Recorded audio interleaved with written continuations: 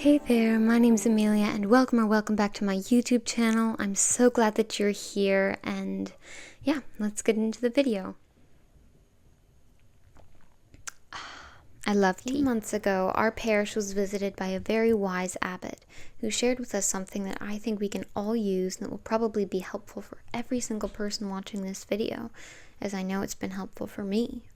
Because everyone I know has a person that makes them angry, a person that did them wrong, that never apologized, a person that you are just annoyed with.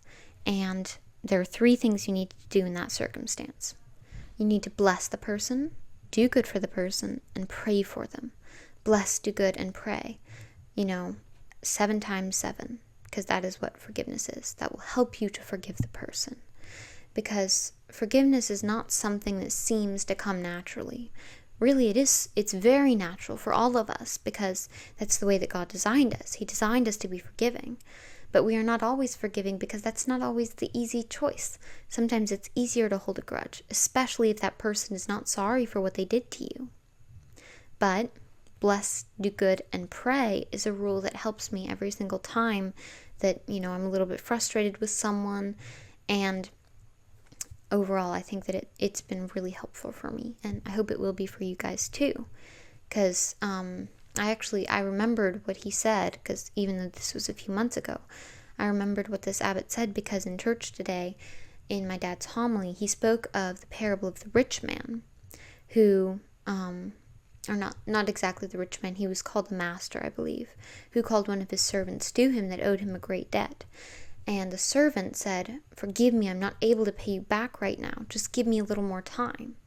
And now this debt was huge. It was billions of dollars in today's money. But still, the master forgave him the debt in his great mercy. But then the servant, who had much less mercy than the master, as soon as he left his hall and his presence, he went to another servant who owed him a small debt. I don't remember what it was, but it was something way smaller than what he owed the master. And even though that debt was so much smaller, he still demanded it of the other servant. And when the other servant asked for mercy and asked for a little more time, he showed him no mercy at all and had him sent to prison. And when the master heard of this, he was very angry with the servant. And he said, "Wait a minute, I was so compassionate toward you, and you showed none of that mercy to the other person when you owed me 100 times more than he owed you." And so he had that servant sent to prison. And the lesson we can learn from this is, no matter how much another person owes you, it's not as much as you owe God.